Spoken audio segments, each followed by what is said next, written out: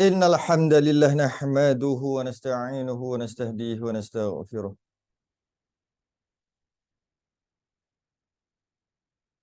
Wa na'udzu billahi min shururi anfusina wa min sayyiati a'malina. Man yahdihillahu fala mudilla lahu wa man yudlil fala hadiya lahu. Asyhadu an la ilaha illallah wahdahu la syarika lahu wa asyhadu anna sayyidana Muhammadan 'abduhu wa rasuluh. اللهم صل وسلم وبارك على سيدنا محمد الفاتح لما أغلق والخاتم لما سبق ناصر الحق بالحق والهدي إلى صراطك المستقيم صلى الله عليه وعلى آله وأصحابه حق قدره ومقداره العظيم. اللهم نور بالكتاب بصري وأتلق بلساني واشرح بصدري واستعمل به جسدي وحولي وقوتك فإنه لا حول ولا قوة إلا بك سبحانك لا علم لنا إلا ما علمتنا إنك أنت العليم الحكيم ولا حول ولا قوة إلا بالله العلي العظيم أما بعد. Alhamdulillah kita sambung Risalah Tauhid muka surat 49 Jawi Rumi 78. Jawi Rumi 78.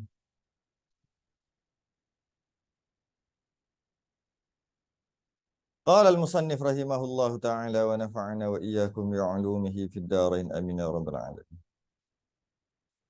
Maka di bawah ini dinyatakan rangka nasib kehidupan manusia dengan ditilik daripada kudrah dan iradah Tuhan. Kerana di dalam perkara nasib ini terlalu banyak orang terkeliru dan tersalah bawa. Silap bawa berkaitan, silap pahaman berkaitan dengan nasib ni, dia boleh jadi qadariyah dan dia juga mungkin boleh jadi jabariyah. Yang kita pernah bahas sebelum ni. Jadi kita yang membahaskan tentang Saluhi Qadim, Tanjizi Qadim dan Tanjizi Hadith. Kita membahaskan berkaitan ta'alluq iradah. Sebenarnya kita boleh gabungkan ta'alluq qudrah sekali. Jadi ta'alluq qudrah dan iradah boleh gabungkan sekali. Sebab sama je. Jadi yang mana ta'alluq iradah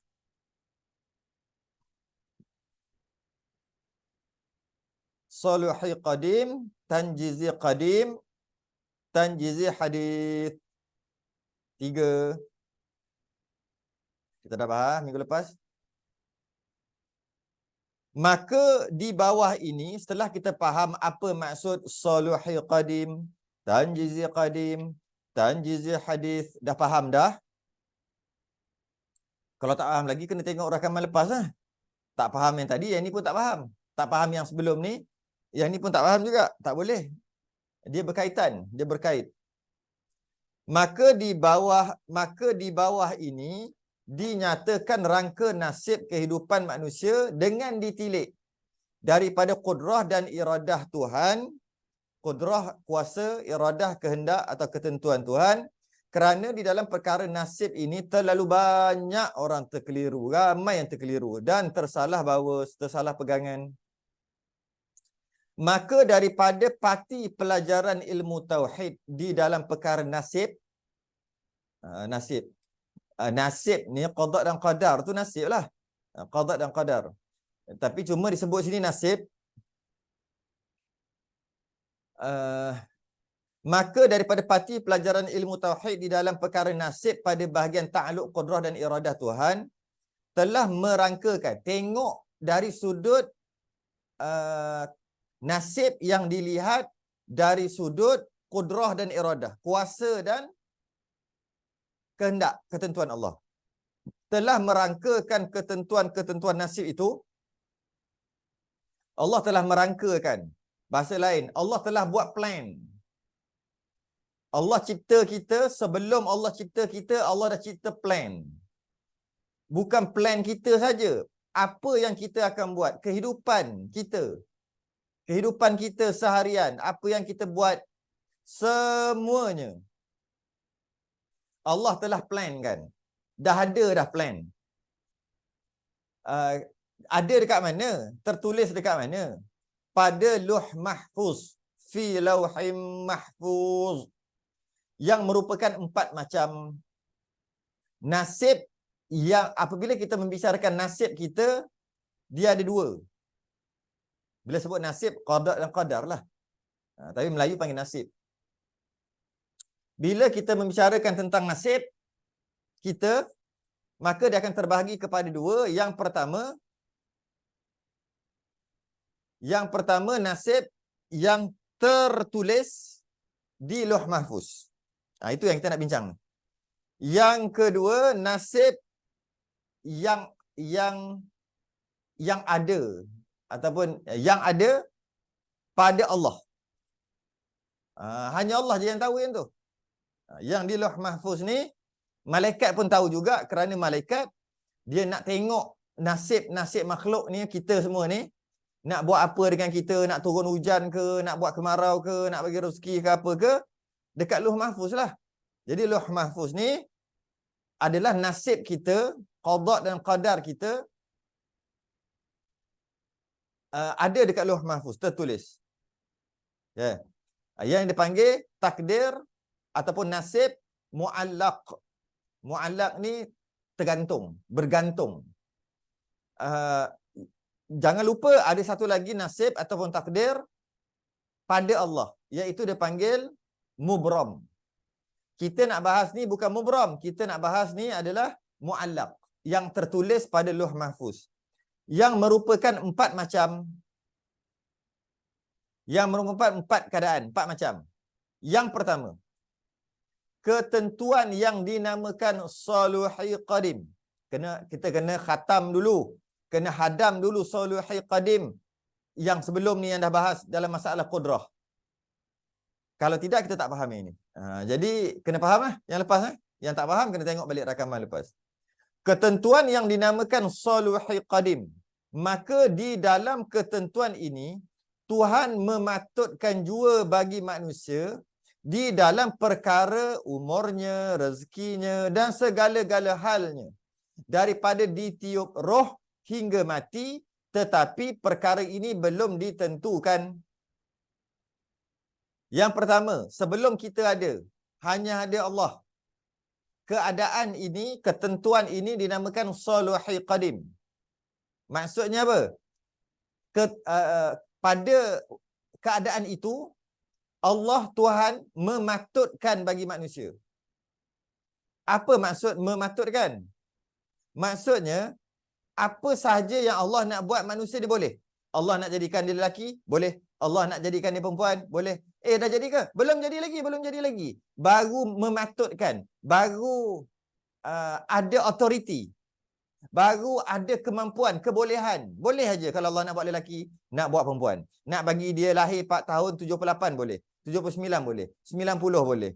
2000 boleh. Nak bagi dia lahir tahun 1800 boleh. Nak ni. Semua boleh. Allah nak hidupkan dia, kemudian Allah nak matikan setelah berumur 100 tahun boleh. Allah nak matikan dia lahir-lahir terus mati boleh. Allah nak matikan dia dalam rahim boleh. Semua boleh ketika waktu Saluhi Qadim ni, ketika Saluhi Qadim ni. Maka kemampuan Allah semua boleh. Allah nak cipta makhluk pun boleh. Allah tak nak cipta pun boleh. Kalau Allah nak cipta lelaki pun boleh, perempuan pun boleh. Allah nak tentukan rezeki dia banyak boleh. Nak suruh dia jadi miskin boleh. Semua boleh. Semua boleh.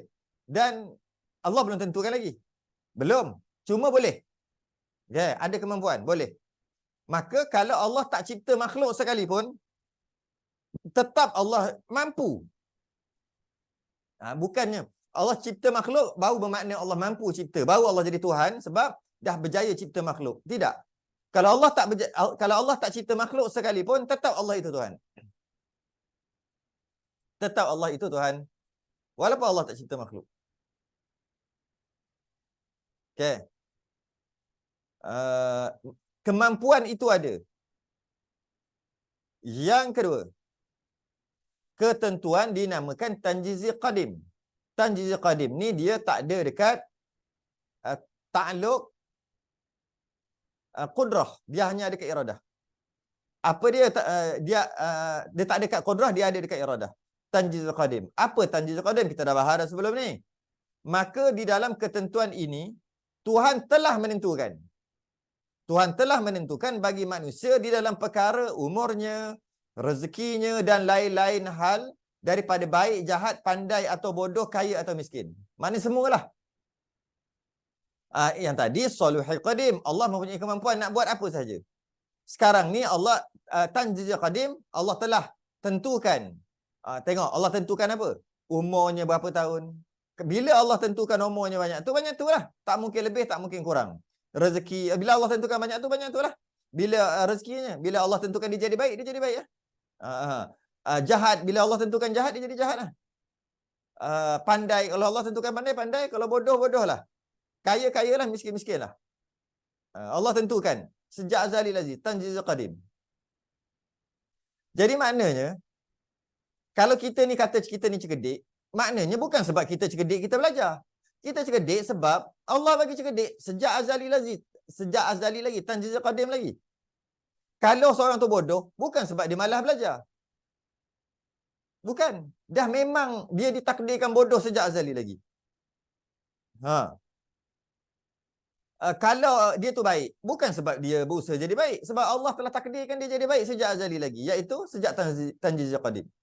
Kalau dia tu jahat, bukan sebab jahat, sebab Allah telah takdirkan. Itu dari sudut kita lihat, dari sudut Allah. Kalau kita lihat dari sudut kita makhluk ni, kita tak tahu apa yang Allah tentukan. Kita tak tahu Allah tentukan kita ni mati bila, baik ke jahat ke, kita tak tahu. Itu dalam pandang sisi kita.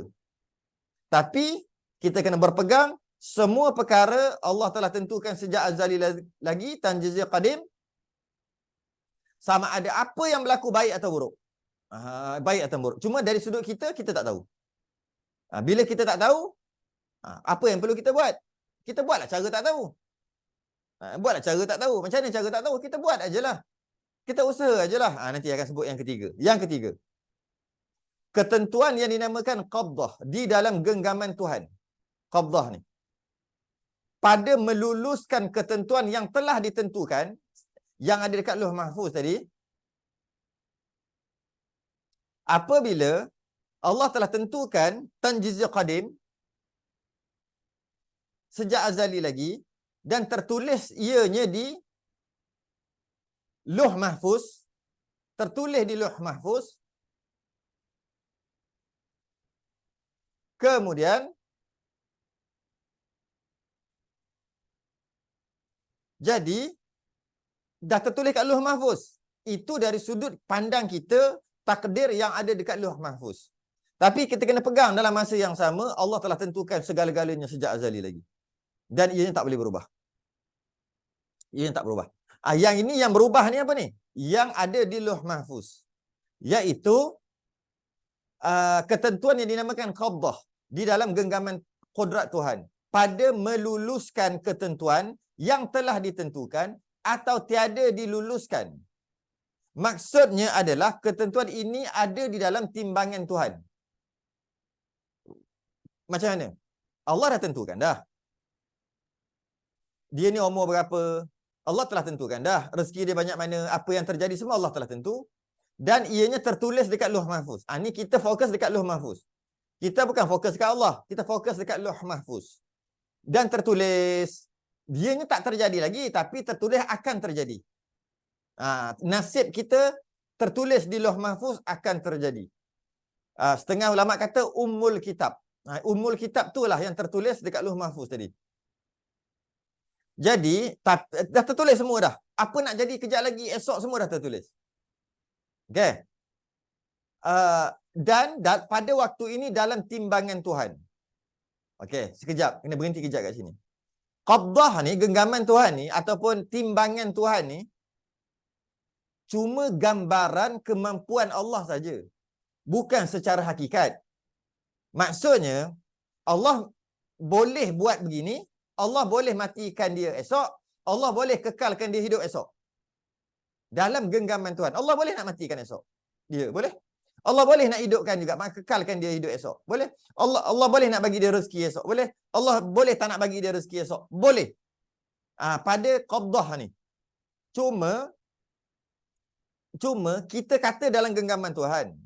Tapi hakikatnya bukan macam tu. Yang tadi cuma kemampuan Allah saja. Allah nak buat apa saja Allah boleh buat. Kita dalam genggaman Tuhan. Dan Allah menimbang untuk sama ada teruskan kita hidup ataupun Allah nak matikan esok. Allah menimbang tu bukan hakikat. Itu cuma gambaran kemampuan saja. Allah mampu kalau Allah nak hidupkan esok, Allah mampu kalau Allah nak matikan esok. Semua dalam genggaman. Hakikatnya, kalau Allah baru nak timbang untuk buat sesuatu, bukan Allah telah tentukan, Allah telah nak sejak azali lagi, maka rosaklah sifat kesempurnaan ilmu Allah dan rosaklah sifat iradah Allah. Sebab Allah baru nak hari ni bahawasanya dia akan mati esok. Baru nak hari ni. Allah baru tahu hari ni bahawasanya Allah itu nak matikan dia esok. Maka rosak sifat ilmu, rosak sifat iradah. Habis itu kata dalam timbangan Tuhan, Tuhan duk menimbang-nimbang sama ada nak mematikan ataupun Tuhan tu nak teruskan bagi dia hidup. Bergantung kepada apa yang dia buat. Dia buat baik, mungkin Allah bagikan dia hidup. Atau dia timbang tu. Timbang tu dari sudut kita gambaran kita aja. Bahawasanya Allah boleh nak matikan kita esok, Allah boleh nak hidupkan teruskan kita esok. Allah menimbang-nimbang, boleh. Kalau kita buat baik, nanti Allah, mudah-mudahan Allah teruskan hayat kita panjang. Kalau kita buat jahat, mungkin Allah matikan esok. Itu cuma gambaran. Hakikatnya bukan gitu. Takkanlah Allah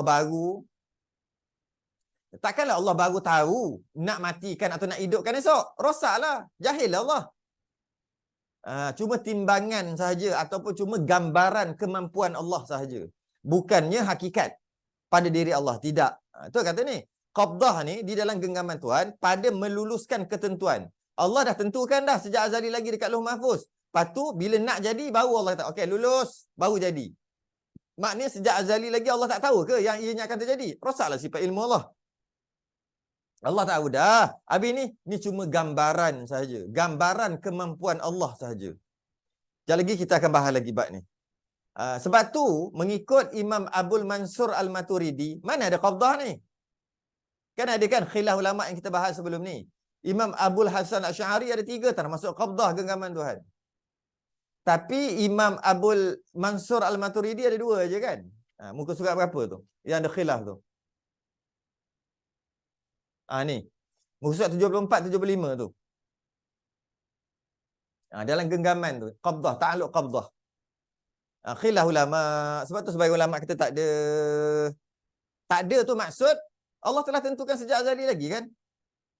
Tapi kenapa pula ada khilaf? Sekejap lagi kita bahas kenapa ada khilaf. Jadi ini cuma gambaran kemampuan Allah apabila bila sampai waktu kita akan kata Allah mungkin memanjangkan hayat kita, mungkin Allah akan mematikan kita. Dalam genggaman Allah. Esok tu Allah akan tentukan esok tu kita jadi apa. Okay. Maka pada ketentuan inilah Allah Ta'ala menilik akan gerak-geri manusia itu. Ini pun sama juga. Ini cuma gambaran dari sudut kita melihat aja. Hakikat bukan gini ya. Maka pada ketentuan inilah Allah Ta'ala menilik akan gerak-geri manusia itu terhadap kepada usaha, kemahuan dan permohonan kehadrat Tuhan. Masa ni baru Allah tengok je. Dia ni susah. Aku telah tentukan dia tu miskin, susah. Kemudian pada waktu ini, dalam genggaman Tuhan ni, Tuhan pun menilik, tengok dia usaha ke tidak, dia minta ke aku ke tidak. Kalau dia minta, aku nak bagi. Kalau dia tak minta, biar dia terus miskin lah.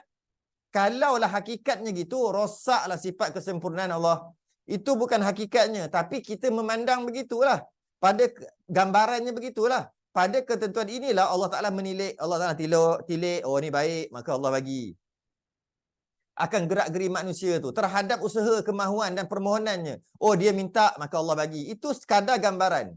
Kerana kita minta tu pun Allah telah takdirkan sejak azali lagi. Itu dari sudut hakikat. Ini dari sudut gambaran. Jadi gerak-geri manusia itu terhadap usaha, kemahuan dan permohonannya terhadap Tuhan, keadaan manusia itu ada yang bersungguh-sungguh, ada manusia bersungguh-sungguh berusaha meminta supaya ditambah lagi rezekinya. Bila bersungguh-sungguh dia minta untuk Allah tambah rezekinya, maka Allah pun tengok, oh Allah pun tambah. Hakikat tak gitu hakikat tak gitu. Siapa berpegang hakikatnya begitu, Allah baru tahu. Allah tak tahu pun dia akan berusaha. Allah tak tahu pun nak bagi rezeki kat dia berapa lagi. Tapi bila sampai waktunya, Allah pun tengok dia. Oh baguslah dia usaha, maka Allah bagi dia rezeki lebih. I'tiqad tu i'tiqad kufur. I'tiqad tu kufur. Memang tulisan kitab, tapi i'tiqad tu kufur. Yang ini gambaran saja. Sebab dia qabdah.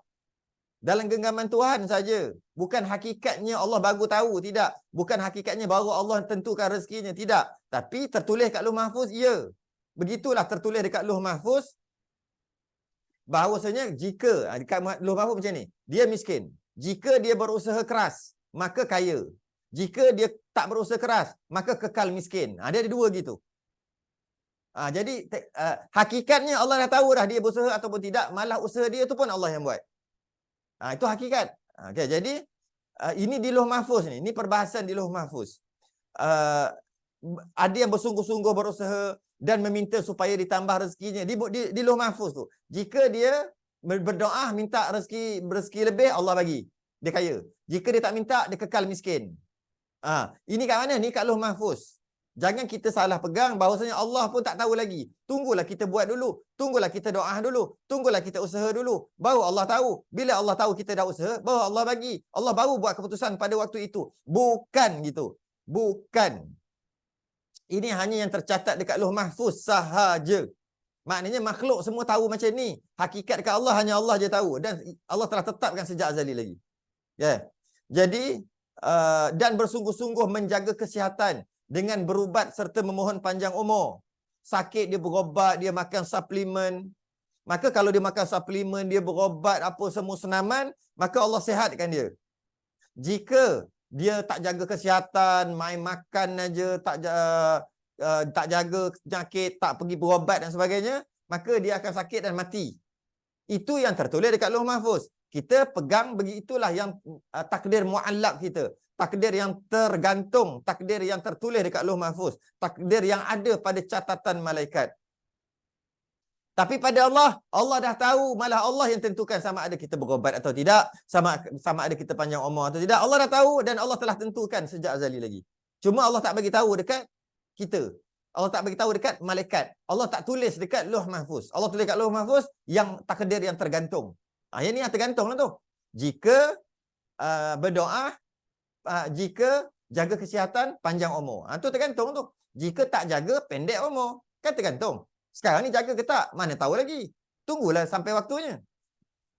Itu yang tertulis dekat Lauh Mahfuz. Dan setengah pula manusia sudah memadai apa yang ada. Dan tidak ia bersungguh-sungguh berusaha. Ada yang memadailah apa yang ada ni. Tak usaha pun. Maka jika tak berusaha, maka rezeki dia kadar itu ajalah. Kalau dia berusaha, rezeki dia akan lebih. Kalau dia tak berusaha, rezeki dia kadar itu ajalah. Hakikatnya dia berusaha atau tidak berusaha, Allah yang tentukan. Tapi makhluk tak tahu. Makhluk kata kalau berusaha, dapatlah. Tak berusaha, tak dapatlah. Dan separuh dan ada separuh tidak berusaha dan tidak berkemahuan. Ada yang tak nak pun. Tak nak kerja pun. Jadi nak kaya macam mana? Bila tak kerja, tak kaya. Kerja baru kaya. Contohlah. Itu tertulis dekat Lauh Mahfuz. Tapi di sisi Allah, Allah dah tahu dah dan Allah yang tentukan dia nanti akan berusaha ataupun tidak. Saya sentiasa nak sebut tu takut bimbang kita tersalah faham bahawasanya Allah tu baru tahu. bahawasanya Allah itu baru je nak tentukan. Allah baru je nak. Sebelum ni Allah tak tahu nak apa. Bila dia tengok makhluk dia buat dia kesian, maka lepas pada itu baru Allah nak waktu itu. Sebab Allah sebelum ni mana tahu. Sekarang baru tahu bila makhluk tu buat. Oh, Allah kata aku terasa macam nak pula lah kayakan dia. Memang aku takdirkan dia miskin. Sekarang ni aku rasa aku nak jadikan dia kaya sebab dia berusaha. Kalau macam tu rosak sifat ketuhanan. Jahillah Tuhan. Rosak sifat iradah. Okey. Ini cuma pada pandangan makhluk sahaja. Dia panggil takdir ataupun nasib mu'allaq. Jangan campur dengan mubram. Yang keempat, ketentuan yang dinamakan tanjizi hadis. Kelulusan baharu. Seolah-olah macam Allah telah tentukan sejak azali lagi, tanjizi qadim, kemudian tertulis dekat Lauh Mahfuz, kemudian tengoklah apa yang makhluk tu buat. Jika dia buat baik begini, dekat Lauh Mahfuz kata gini-gini. Jika begini kat Lauh Mahfuz gini-gini. Apa yang dia buat, baik atau buruk. Bila dia buat baik atau buruk, maka terhasillah takdir yang baru. Kita kata gitulah. Maka terjadilah perkara yang baru. Dia panggil tanjizi hadis, kelulusan baru. Asalnya Allah telah tentukan sejak azali lagi dan takdirnya tertulis dekat Lauh Mahfuz, jika berusaha kaya, tak berusaha miskin. Kemudian tanjizi hadis, dia tak berusaha, bila tak berusaha miskinlah dia. Tu kelulusan barulah. Ketika di Lauh Mahfuz tak baru lagi sebab kemungkinan akan berubah. Dekat Lauh Mahfuz ni yang kemungkinan akan berubah. Jadi bila dah dia buat, okey, kena matching, maka dia tak berusaha, kekal miskin. Dia berusaha, dia jaga kesihatan, panjang umur. Dekat Lauh Mahfuz bertukar daripada pendek umur kepada panjang umur. Okey. Iaitulah yang dipanggil tanjiz hadis yang berlaku kelulusan setelah timbangan Allah, setelah kita buat apa, maka cukup set tu, maka terjadilah perkara itu yang dipanggil tanjizi hadis. Maka daripada ketentuan inilah terletaknya qadar nasib manusia yang akhir sekali, kemudian daripada Tuhan telah menilik dan mengawasi akan gerak-geri hamba-Nya.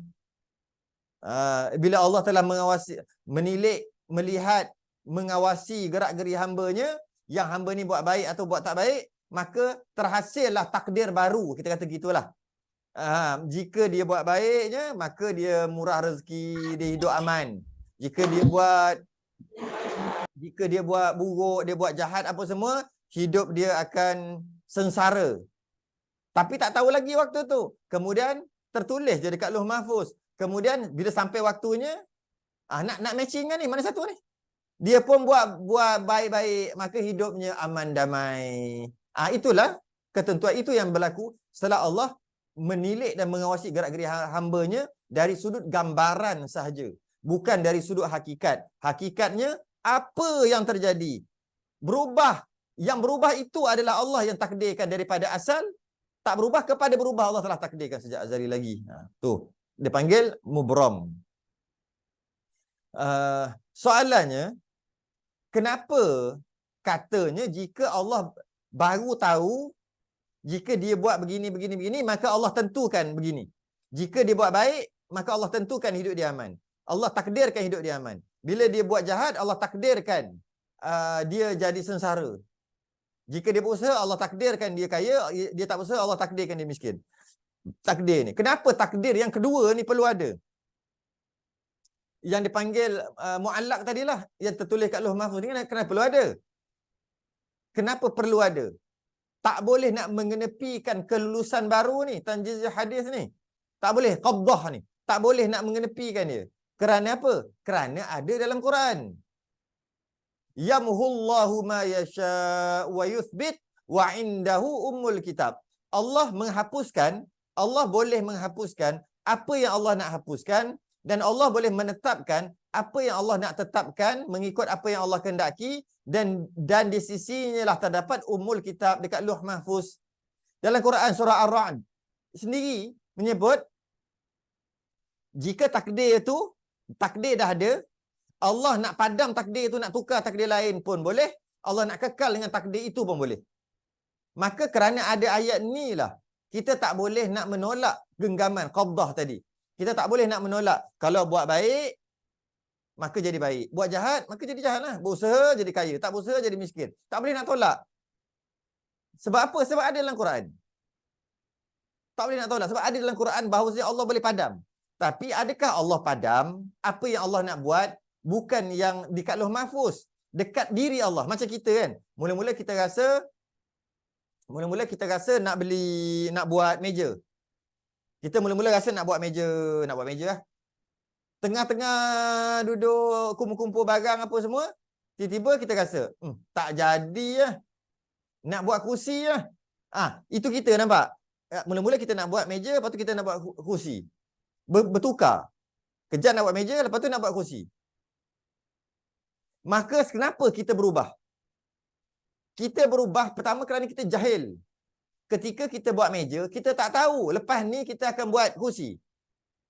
Bila kita buat susah buat meja ni, baru kita tahu buat meja tu susah. Aku nak tak jadilah buat meja, nak buat kursi lah. Kita berubah tu kerana jahil. Jika mula-mula Allah tentukan dah, kemudian Allah tengok pula makhluknya, dan tiba-tiba makhluknya buat begini-begini, Allah tak tahu. Sekarang Allah dah tahu bila makhluk tu buat. Maka Allah tentukan ketentuan baru, maka jahil lah Allah. Habis tu, apa yang Allah tentukan sejak azali lagi? Ya. Tak berubah, tidak berubah. Pada diri Allah tidak berubah. Lauh Mahfuz berubah. Habis tu, tak payahlah sebut dekat Lauh Mahfuz. Tak boleh. Sebab ada ayat Quran. Ayat Quran mengatakan Allah boleh padam apa yang Allah nak padam. Allah, yang takdir yang Allah telah tentukan. Dan Allah boleh teruskan takdir itu. Nak buang kat mana ayat ni? Tak boleh. Terpaksa. Tak boleh buang ayat ni. Habis nak buang kat mana ayat ni? Allah boleh padam. Nak kata, kalau kita memaham dengan maksud, Allah padam tu maksud, mula-mula Allah kata, aku nak buat dia ni jadi miskin. Tak, bila Allah dah buat dia apa semua, Allah kesian, Allah jadikan dia kaya pula. Kalau kita faham macam tu, maka Allah itu jahil. Wal'iyazubillah. Habis tu kat mana yang Allah padam-padam ni? Dekat Lauh Mahfuz. Itu yang dikatakan, doa boleh mengubah takdir. Takdir mana ni? Takdir dekat Lauh Mahfuz yang tertulis. Memang berubah pun kat situ. Tapi kita tak boleh kata Allah baru ubah. Tak boleh kata gitu. Sebab apa yang Allah takdirkan sejak azali lagi tidak akan berubah. Habis yang berubah tu yang tertulis dekat Lauh Mahfuz. Allah saja tahu yang mana original. Allah je yang tahu. Yang tertulis kat Lauh Mahfuz tu, itu malaikat-malaikat semua tahu. Yang sebenarnya ada dekat Allah. Yang sebenarnya. Blueprintnya ada dekat Allah. Plannya ada dekat Lauh Mahfuz. Kalau buat begini, begini. Kalau buat begini, begini. Kalau buat begini, gini. Tapi yang original, yang apa yang akan terjadi, dah ada dekat Allah dah. Dan Allah telah tentukan sejak azali lagi. Sama ada baik ataupun buruk. Sama ada syurga ataupun neraka. Allah ada dah. Allah telah tentukan. Dia ni neraka, dia ni syurga, dia ni neraka, dia ni syurga. Allah telah tentukan. Dan Allah tak bagi tahu yang itu. Habis itu Allah beritahu apa? Allah beritahu yang ada dekat Lauh Mahfuz. Dia panggil takdir juga. Kalau buat baik, masuk syurga. Kalau buat jahat, masuk neraka. Habis itu buat baik ke jahat? Kau tengoklah kau buat baik ke jahat. Kalau buat baik, syurga. Patuh perintah Allah, syurga. Lawan perintah Allah, neraka. Hakikatnya Allah dah tahu. Dia akan lawan ataupun akan ikut perintah Allah. Malah Allah yang buat dia lawan dan Allah yang buat dia taat. Itu hakikat Allah je tahu. Tapi Allah tak bagi tahu. Allah beritahu. Allah kata, siapa buat baik, buatlah kamu baik, maka masuk dalam syurga. Maka kita berusahalah buat baik. Okay. Jadi, umpama Zaid, pada Soluhi Qadim, ia akan mendapat qadar yang patut daripada ketentuan Tuhan tentang rezekinya, umurnya, dan lain-lain perkara. Ketika Zaid ni, Soluhi Qadim, dia boleh dapat kadar apa yang Allah nak bagi. Allah boleh bagi 1 juta kat dia, Allah bagi 10 juta, Allah boleh bagi 100 juta, Allah boleh jadikan dia lelaki, Allah boleh, dia dah disebut Zaid ni. Allah boleh jadikan lelaki, Allah jadikan perempuan, Allah boleh jadikan macam-macam. Semua boleh. Kemampuan Allah. Allah mampu. Okay. Kemudian ditentukan pada azali, tanjiz qadim, pada rezekinya dan sebagainya. Kerana Allah tentukan. Allah boleh tentukan semua. Tapi Allah pilih. Rezeki dia selama hidup cuma 12 juta saja. Daripada lahir sampai mati. Umur dia 70 tahun. Dia lelaki. Dia berkahwin. Anak dia berapa? Apa? Satu-satu. Detail semua Allah telah tentukan. Allah telah detail. Tanjiz qadim. Maka di dalam masa qabdah saluhi qadim, Tuhan menilik adalah Zaid boleh berusaha dengan maksud supaya dapat rezeki yang lebih dan berdoa supaya dipanjangkan umurnya serta mengubah sikapnya daripada jahat kepada baik. Dan Tanjiz Qadir yang kata tertulis dekat Lauh Mahfuz tadi, yang mana Zaid ni dia boleh usaha untuk dapat rezeki lebih. Rezeki dia telah ditentukan lah banyak tu, tapi boleh dapat lebih. Yang tertulis kat Lauh Mahfuz ni lah. Dia kalau berdoa panjangkan umur, mengubah sikapnya daripada jahat kepada baik, manakala diterima permohonannya, jika doanya diterima, maka ia beroleh sebagaimana yang dihajatnya. Dapatlah. Dia asalnya Allah takdirkan 12 juta seumur hidup dia, belanja 12 juta, dapat duit 12 juta daripada lahir sampai mati. Tapi dia doa dia apa? Maka dapatlah daripada 12 juta, 14 juta. Sebab dia doa, dia buat baik dan sebagainya, usaha. Dia dapat 14 juta seumur hidup dia. Sebenarnya, dia hakikatnya di sisi Allah memang dia dapat 14 juta pun. Okay? Tapi tu kita tak tahu, Allah je tahu.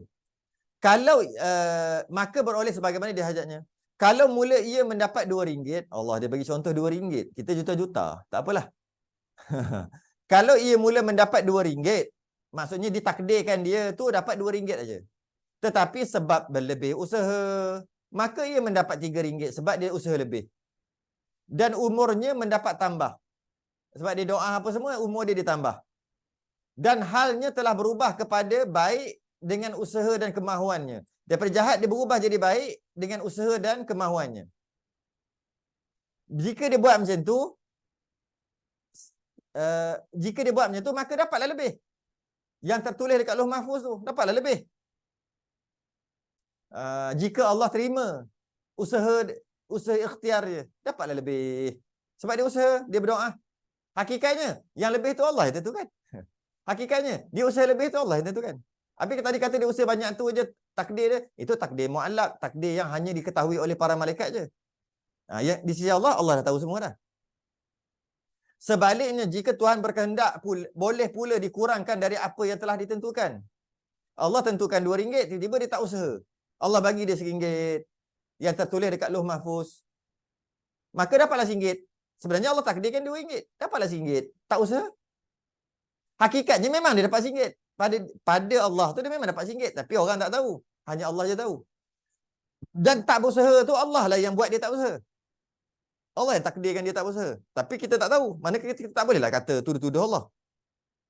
Sebab kita tak tahu. Kita buat ajalah kerja kita. Demikianlah aliran fahaman di dalam perkara nasib yang dilarang kita melupakan dengan berserah bulat-bulat kepada Tuhan. Kita tak dilarang untuk semua Allah. Larang. Sebab apa dilarang?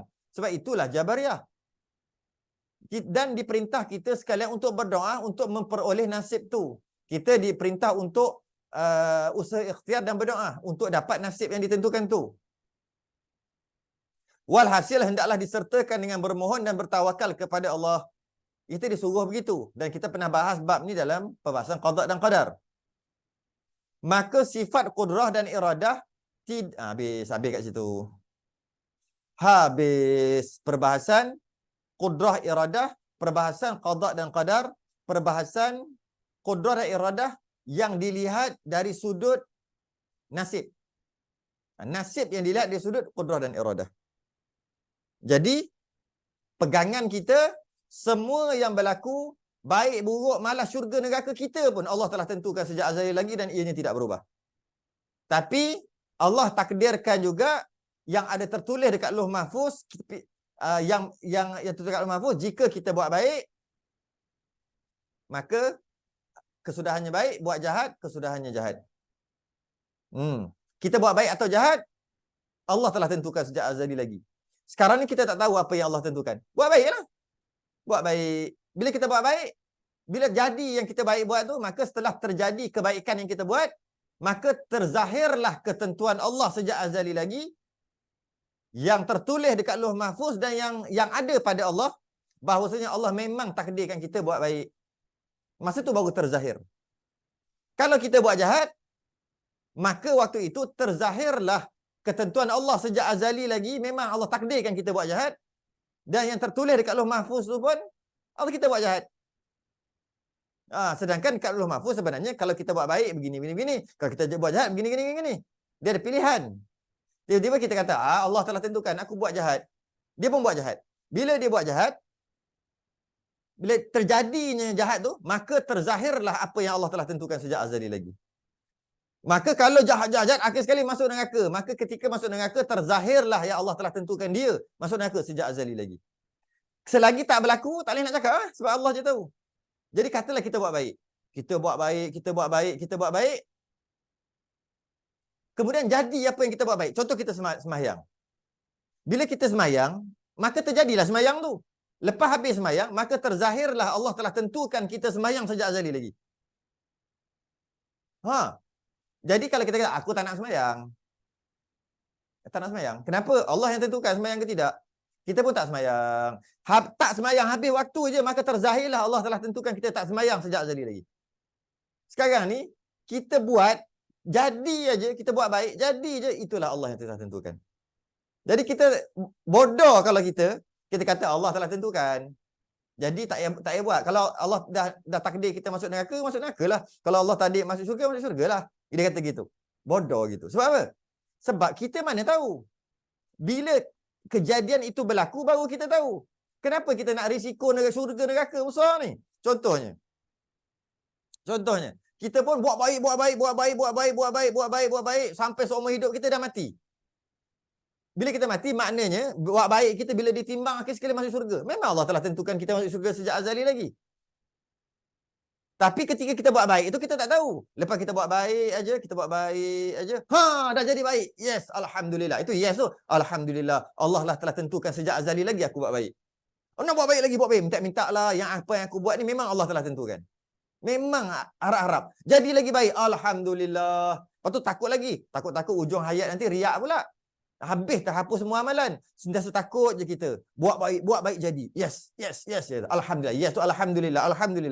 Alhamdulillah tu maksud segala puji bagi Allah yang telah mentakdirkan kita buat baik sejak azali lagi. Tiba-tiba kita ambil risiko. Buat jahat. Tengok buat jahat. Dah terjadi dah kejahatan. Allah telah takdirkan aku buat jahat sejak azali lagi. Lepas tu buat jahat lagi. Jadi lagi. Bila buat jahat banyak, maka last sekali neraka. Macam kita menghubungkan diri ke dalam neraka lah sebenarnya. Okey. Maka sifat habis kat situ Maka sifat qudrah dan iradah, bab tu dah habis dah. Maka sifat qudrah dan iradah tidak takluk kepada wajib hakiki dan mustahil hakiki. Qudrah dan iradah tidak berperanan kepada wajib hakiki. Bila sebut wajib tu Allah kalau disebut mustahil, wajib tu bukan wajib buat dapat pahala, tak buat berdosa, bukan. Wajib tu maksud, bila sebut wajib dalam masalah ilmu tauhid, maksudnya Allah. Bila sebut mustahil, maknanya yang mustahil, lawan Allah tu. Maksudnya, contohnya Tuhan satu lagi, anak Allah, isteri Allah, itu mustahil, perkara yang mustahil.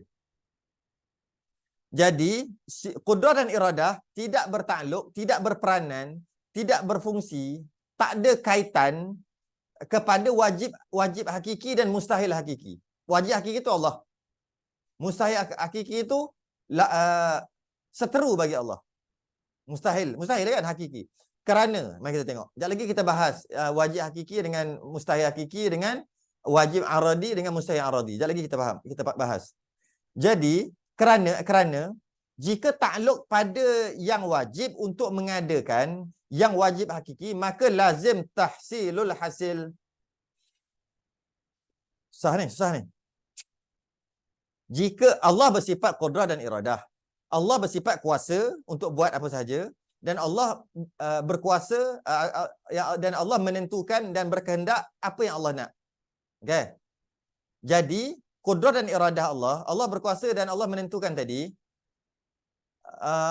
pada mungkinat, pada perkara yang boleh ada, boleh tak ada. Ianya tidak tertakluk kepada perkara yang wajib, iaitu Allah. Qudrah dan iradah ni, qudrah dan iradah tak boleh dikaitkan dengan Allah. Contoh macam mana? Macam mana tak boleh dikaitkan? Macam mana? Tidak bertakluk pada Allah. Gitu. Kudrah iradah ni tidak bertakluk pada Allah. Contohnya, kudrah kuasa, iradah nak, tentu nak. Jadi Allah yang bersifat kudrah dan iradah menjadikan Allah. Sebab Allah tu wajib, menjadikan wajib. Wajib tu Allah lah. Okay. Jadi Allah yang bersifat kudrah dan iradah menjadikan dirinya sendiri. Yang mana dirinya Allah itu, diri sendiri, diri Allah itu wajib ada. Itu wajib hakiki tu, wajib ada. Tidak terima tiada. Macam mana kudrah dan iradah nak memainkan peranannya menjadikan yang memang telah ada, dan yang telah ada tu tidak ada permulaan dan tidak terima tiada. Yang ni saya terpaksa guna istilah. Sorry to say lah. Sebab kita dah perbahasan dah fardu kifayah dah. Tak boleh nak mudahkan dah. Tak boleh buat apa dah ini. Jika kudrah dan iradah Allah itu menjadikan Allah. Wajib tu Allah lah. Wajib hakiki. Allah lah wajib hakiki. Wajib. Jadi, Allah yang bersifat kudrah menjadikan Allah.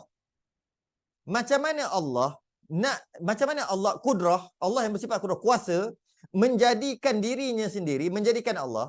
Sedangkan Allah itu memang telah ada. Nak jadikan macam ni dah memang ada. Allah dah ada, wajib ada, tidak ada permulaan, tidak terima tiada. Itu Allah. Tiba-tiba macam mana kudrah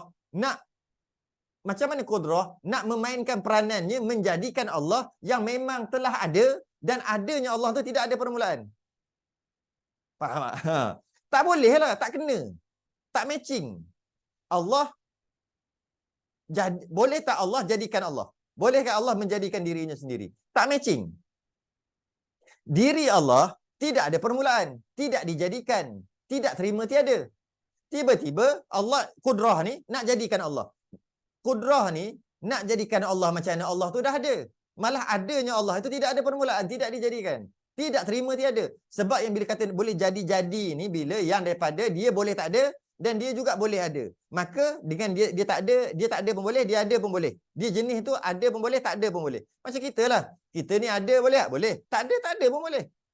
Tapi Allah telah takdirkan kita ni ada, maka Allah cipta kita ada lah. Tapi kalau sebelum Allah cipta kita, boleh je kita ni ada ataupun tak ada. Itu kita. Maka bolehlah kudrah dan iradah memainkan peranan untuk mengadakan sesuatu yang boleh ada, boleh tak ada. Maka daripada tak ada, jadilah ada. Itulah peranan kudrah dan iradah.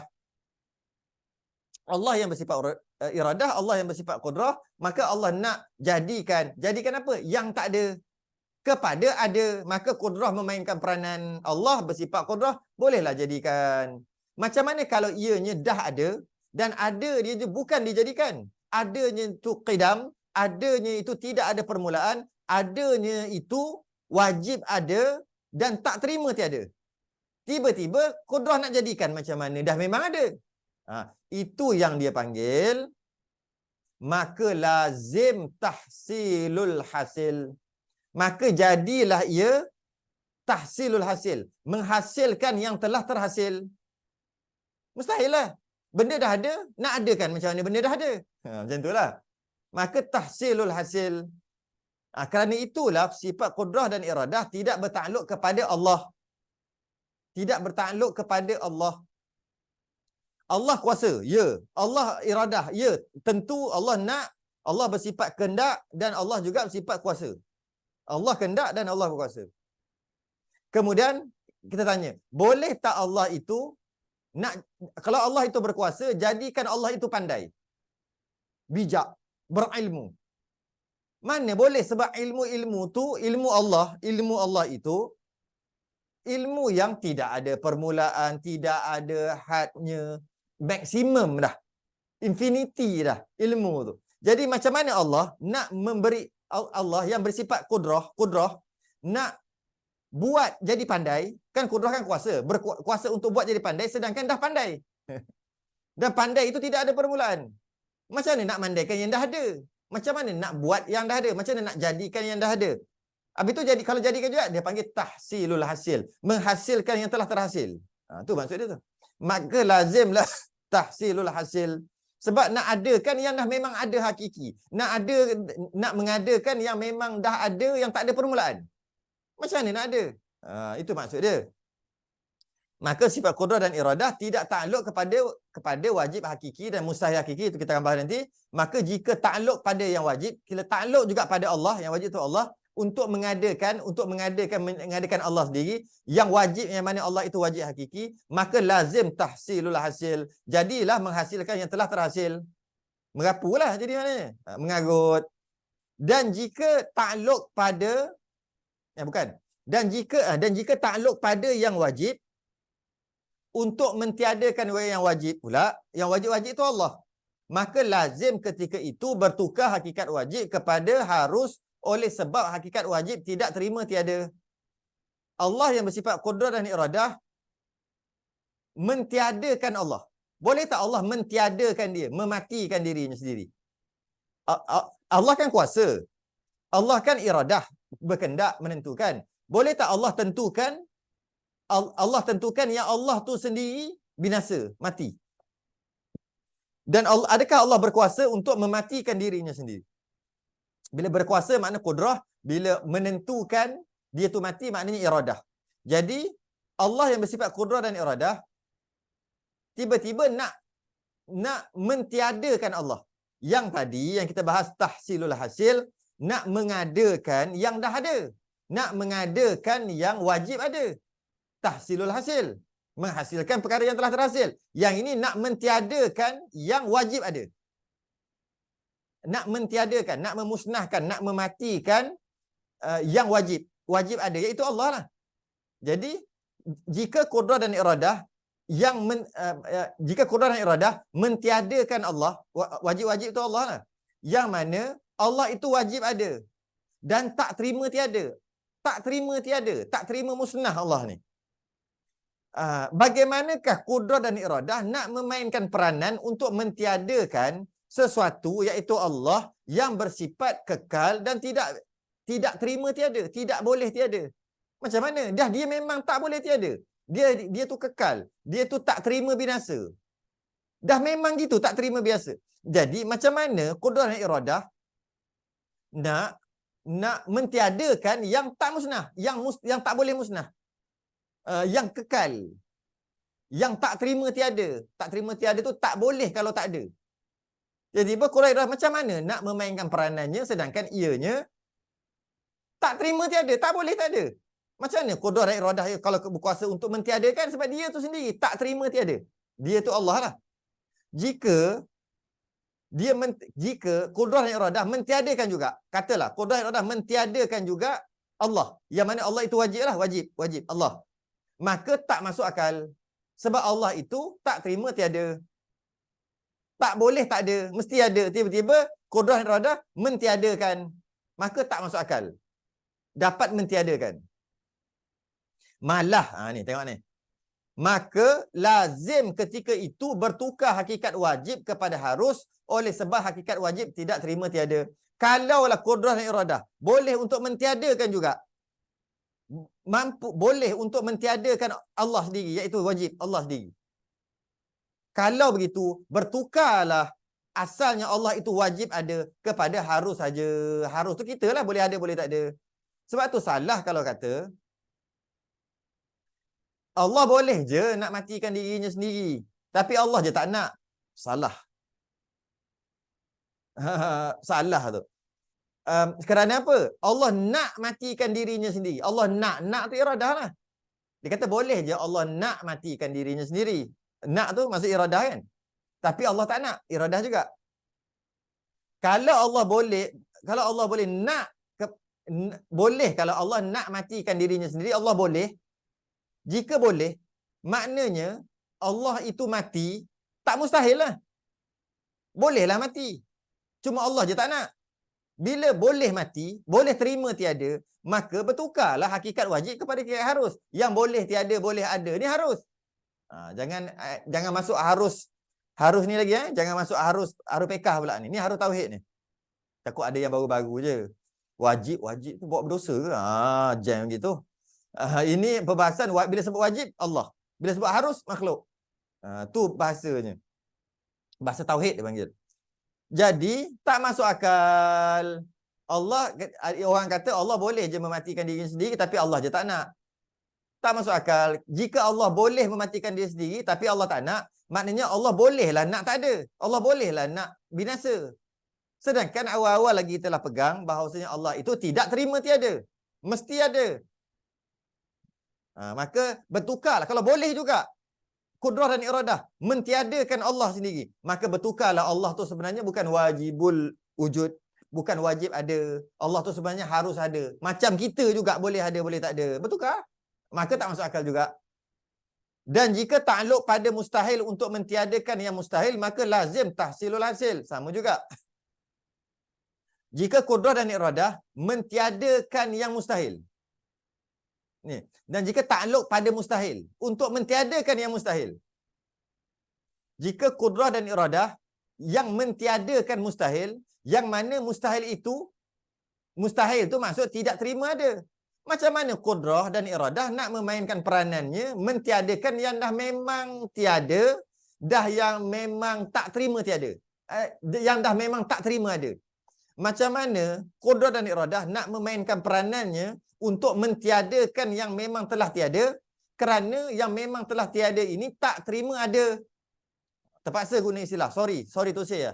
Tak boleh lah. Ini tak boleh buat apa dah. Jadi maknanya, dan jika takluk pada yang mustahil, jika kudrah dan iradah takluk, bila sebut mustahil, kita bagi contoh. Kita bagi contoh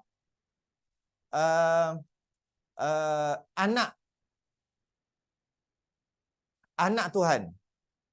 Anak Tuhan ni bukan, kita baca dulu baru kita cerita anak Tuhan. Okey, boleh. Contohnya kudrah dan iradah, Allah tak ada anak isteri. Memang tak ada. Mustahil Allah ada anak dan isteri. Jadi kudrah dan iradah nak mengekalkan ketiadaan anak isteri Allah yang dah memang tak ada. Sebab tu takluk kudrah dan iradah bukan perkara mustahil. Anak dan isteri Allah adalah mustahil. Macam mana boleh jadi mustahil? Kudrah dan iradah yang jadikan dia mustahil. Macam mana? Kudrah dan iradah yang berkehendak dan buat Allah itu tak ada anak dan tak ada isteri. Sedangkan anak dan isteri Allah itu mustahil. Itulah kembali kepada tahsilul hasil. Kudrah nak kerja apa, memang benda itu mustahil. Bila mustahil, tak terima ada. Tak boleh ada. Memang tak ada. Tiba-tiba kudrah ni, kudrah ni nak mentiadakan yang dah memang tiada. Akhir sekali kudrah berjaya lah kata mentiadakan dah memang tiada. Tahsilul hasil, menghasilkan perkara yang telah terhasil, iaitu perkara yang tak ada, dah memang tak ada, kemudian ditiadakan lagi. Mana boleh? Tahsilul hasil. Dia sama macam mengadakan tadi tu. Tahsilul hasil cuma terbalik aja. Yang ni mustahil. Yang ni bukan Allah lah, ini anak isteri. Yang tadi Allah sendiri. Dan jika takluk yang mustahil pada mengadakan mustahil. Kudrah dan iradah takluk pada yang mustahil dengan maksud mengadakan yang mustahil ada. Maka lazimlah ketika itu bertukar hakikat mustahil kepada harus, kerana hakikat mustahil tidak terima ada. Jika kudrah dan iradah menjadikan perkara mustahil, sedangkan kudrah dan iradah tak ada kena-mengena dengan mustahil. Katakanlah kudrah dan iradah menjadikan yang mustahil. Contohnya anak dan isteri Allah. Kudrah dan iradah menjadikan anak dan isteri Allah. Maka bertukarlah mustahil tadi kepada harus. Sebab Allah ada anak dan isteri, itu mustahil akal. Tiba-tiba kudrah iradah nak menjadikan mustahil. Mana masuk akal? Tak apalah, jadi juga. Bila jadi juga, bila kudrah iradah menjadikan juga anak dan isteri Allah, maka anak dan isteri Allah tadi bukan mustahil lah, harus. Sedangkan anak dan isteri Allah adalah mustahil akal. Mustahil akal, iaitu kembali kepada perbicaraan wahdaniyah. Sebab tu tauhid ni dia berkait-kait. Kita dah siri ke-40 dekat 50 dah, yang tak datang masa siri wahdaniyah kam munfasil kam muttasil tu, kam yang 6 kam yang 5, wahdaniyah terbahagi kepada berapa tu, ahad dan wahid tadi, tak faham yang ni pun tak faham. Dia memang berkait gitu. Memang berkait. Jadi bertukarlah hakikat mustahil kepada hakikat harus. Jika kudrah iradah menjadikan perkara mustahil. Sedangkan kudrah iradah nak jadi perkara mustahil macam mana? Dah dia punya mustahil. Jadi tak bolehlah kita kata Allah boleh je buat anak isteri dia tapi Allah tak buat. Sebab buat anak dan isteri tu dah bukan takluk kudrah dan iradah. Tak boleh buat apa dah. Itu terpaksa guna istilah. Bagaimanapun, habis dah. Bagaimanapun, kudrah dan iradah bertakluk kepada wajib aridi dan mustahil aridi.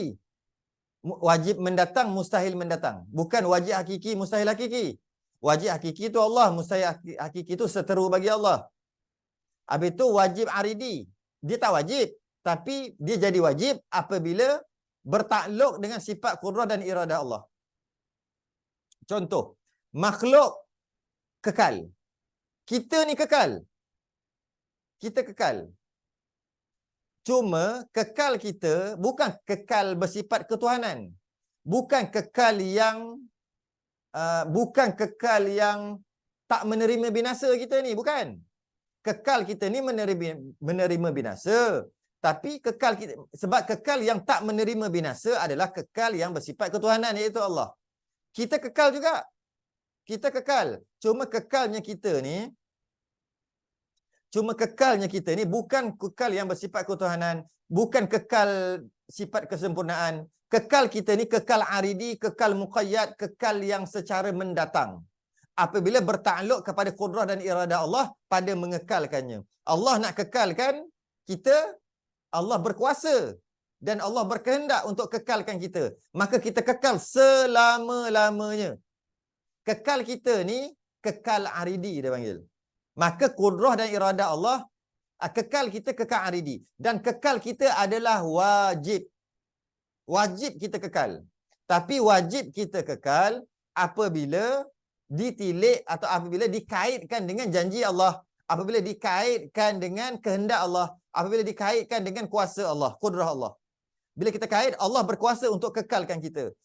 Allah berkehendak untuk kekalkan kita selama-lamanya. Tak mati-mati. Jadi kita ni wajib kekal. Wajib akal kekal kita ni. Allah pun wajib akal kekal. Bezanya wajib akal kekal Allah itu kekal yang tidak menerima binasa, kekal yang tak boleh binasa, kekal ketuhanan yang bersifat kesempurnaan. Kekalnya kita ni kekal yang boleh kalau nak binasa. Cuma tak binasa je bila berkait dengan kehendak Allah, iaitu nak kekalkan kita, dan kekuasaan Allah, kudrah Allah nak mengekalkan kita. Itu maksud kudrah dan iradah bertakluk kepada perkara wajib aridi. Kita ni wajib aridi lah kekal. Itu satu kekal lah. Banyak contoh-contoh yang lain.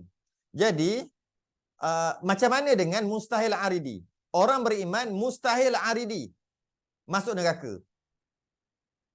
Orang yang beriman mustahil masuk neraka. Orang beriman mustahil masuk neraka. Mustahil akal. Asalnya, kenapa jadi mustahil akal pula? Sebenarnya dia bukan mustahil akal. Sebenarnya dia mustahil syarak. Dengan maksud syarak dah kata orang beriman masuk syurga, bukan masuk neraka selama-lamanya. Tidak, dia masuk syurga. Kalau dia masuk neraka pun lepas tu masuk syurga. Habis tu macam mana kita kata mustahil orang beriman masuk syurga?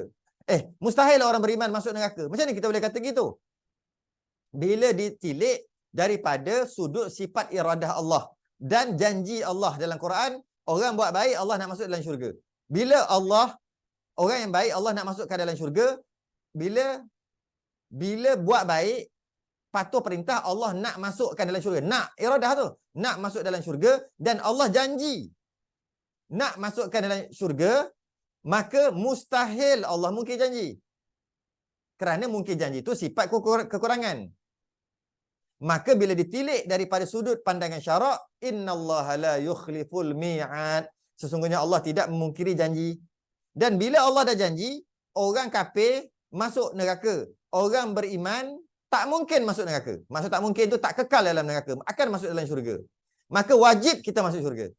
Tapi wajib-wajib itu wajib aridi. Sebab Allah yang mewajibkanlah. Allah yang kata buat baik masuk syurga. Maka wajiblah kita masuk syurga. Kalau kita buat baik, wajib kita masuk syurga. Wajib apa ni? Wajib bila berkait dengan kehendak Allah. Allah yang nak. Maka jadi wajib. Takkan Allah nak kita masuk syurga, Allah nak orang beriman masuk syurga, maka kita pun beriman. Tiba-tiba apa yang Allah nak tak jadi, masuk neraka. Takkanlah gitu. Maka wajib kita masuk syurga. Wajib akal. Tapi wajib akal tadi sebenarnya berkait dengan iradah Allah je, berkait dengan hukum syarak. Jadi mustahil lah orang beriman masuk neraka. Mustahil orang beriman masuk neraka. Mustahil macam mana? Mustahil aridi. Mustahil yang bila berkait dengan hukum syarak, berkait dengan pandangan syarak, bahawasanya Allah tidak akan memungkiri janji, dan Allah telah berjanji. Allah telah berjanji akan memasukkan orang beriman dalam syurga, bukan dalam neraka. Jadi kudrah dan iradah bertakluk kepada wajib aridi dan mustahil aridi. Mustahil yang mendatang, wajib yang mendatang. Tapi kudrah iradah tidak bertakluk kepada wajib hakiki dan mustahil hakiki, iaitu Allah. Wajib hakiki iaitu Allah, mustahil hakiki iaitu seteru Allah. Ini adalah perbahasan fardu kifayah. Tak faham pun sabarlah. Nak buat macam mana? Kan? Kadang-kadang belajar 10 kali baru faham, ulang 10 kali baru faham. Maka berhenti, habislah kita bab takluk iradah. Lepas ni taklah susah sangat dah. Yang payah-payah telah berlalu. Itu yang antara yang paling payah. Yang ni takluk ilmu tak payah sangat dah. Tak susah macam yang lain ni. Kudrah iradah paling payah. Sama juga orang berusaha. Kan Ustaz, janji Allah itu benar pada orang yang berusaha. Tak. Mana janji benar pada orang usaha macam mana? Mana? Mana ada janji? Ada janji ke? Allah janji ke? Mana ada? Cuba bagi satu contoh yang Allah janji. Mana ada? Kalaulah Allah janji orang berusaha, kalau Allah janji orang berusaha pasti dapat, macam mana orang berusaha tak dapat? Allah telah mungkin janji. Tak ada, Allah tak janji. Mana ada? Dia kata sama juga orang berusaha. Kan janji Allah tu benar pada orang berusaha. Tak ada. Allah tak janji orang berusaha dapat apa? Allah tak janjilah. Tak adalah. Kalaulah Allah janji semua usaha semua berjaya lah. Tapi kenapa ada orang berusaha tak berjaya-berjaya? Kenapa tak ada orang berusaha pun berjaya? Tak usaha pun berjaya. Dan ada orang berusaha tak berjaya-berjaya pun. Dan ada orang yang berusaha dan berjaya. Kalau kata Allah janji berusaha je, terus berjaya. Berusaha berjaya. Tak pun. Ada orang tak usaha bukan main. Bukan main dia berusaha. Tak berjaya-berjaya pun. Tak. Jangan campur. Tak sama tu. Allah tak pernah janji pun orang berusaha pasti berjaya. Tak. Sebab tu manjada wajada. Siapa berusaha pasti itulah. Baru saya sebut manjada wajada terus keluar. Manjada wajada tu pahaman Mu'tazilah, siapa yang buat pasti dapat. Pahaman ahli sunnah wal jamaah, itu sekadar adat sahaja. Itu sekadar adat. Cakap adat. Manjada wajada tu apa? Itu perkataan para ulama. Manjada wajada dengan usaha, tapi ada khilaf juga itu. Ada kata ni kan. Ada kata itu hadis kan. Siapa usaha, ni manjada wajada. Siapa usaha dapat. Siapa usaha dapat. Bukan siapa usaha garanti dapat. Bukan. Itu pahaman Mu'tazilah. Siapa usaha garanti dapat, Mu'tazilah. Bukan. Itu sekadar adat aja. Siapa usaha dapat lah. Tapi Allah yang bagi dapat. Bukan sebab usaha. Usaha dapat. Ya, usaha dapat. Dapat sebab usaha. Bukan. Usaha dapat. Ya, usaha dapat. Dapat tu sebab usaha? Tak.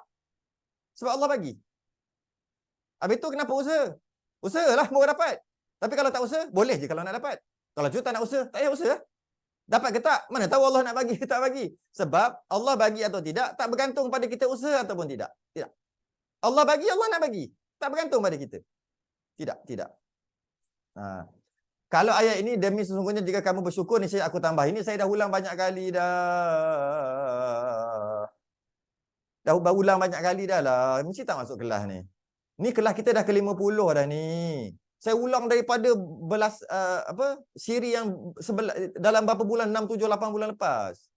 Nak ulang panjang perbahasan ni. Ini telah dilalu pada qada dan qadar. Dah telah lalu dekat qudrah dan iradah, perbahasan sifat muka surat. 30 lebih. Sekarang kita dah masuk dekat berapa dah? 80 dah berapa? 78, 80 dah. 81 dah.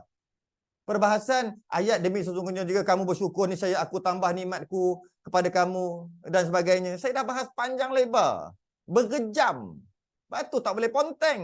Nak ulang balik panjang sangat. Boleh tengok rakaman lepas ada dalam YouTube. Cari yang mana satu saya tak tahu lah. Sekarang dah ada dekat 50 dah siri. Memang dah settle lah semua. Semua ayat-ayat jika kamu bersyukur maka aku tambah. Jika kamu kufur azabku amatlah pedih. Semua dah terangkan dah. Ini dah habis dah ni. Okey, tengok balik. Wallahu a'lam. Sebab tu tak boleh ponteng. Banyak kali dah sebut. Pengajian dua yang tak boleh ponteng. Pertama, bab haid. Yang kedua, bab tauhid. Dua-dua haid kat belakang. Bab haid ponteng, jangkreng. Tak boleh faham. Bab tauhid ponteng pun tak boleh juga. Kalau tak boleh tengok secara live pun, tak apa. Tengok rakaman. Jangan ponteng, walaupun satu. Dua, ingat tak boleh ponteng. Tauhid dan haid. Yes, betul Ridwan. Tauhid dan haid. Dua-dua, kalau ponteng, memang dia akan tergantung. Sebab tu ada orang yang walaupun dia tak boleh secara Zoom ni, esok lusa tu dia tengok dekat YouTube. Sekejap lagi ada dekat YouTube, dia tengok kat YouTube balik. Sebab dia tahu, kalau ponteng je, habislah. Wallahu alam, tangguh dulu. InsyaAllah sambung.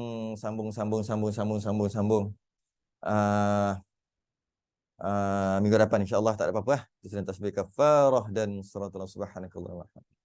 Asyhadu an la ilaha illa anta astaghfiruka wa atubu ilaik. Assalamualaikum warahmatullahi wabarakatuh.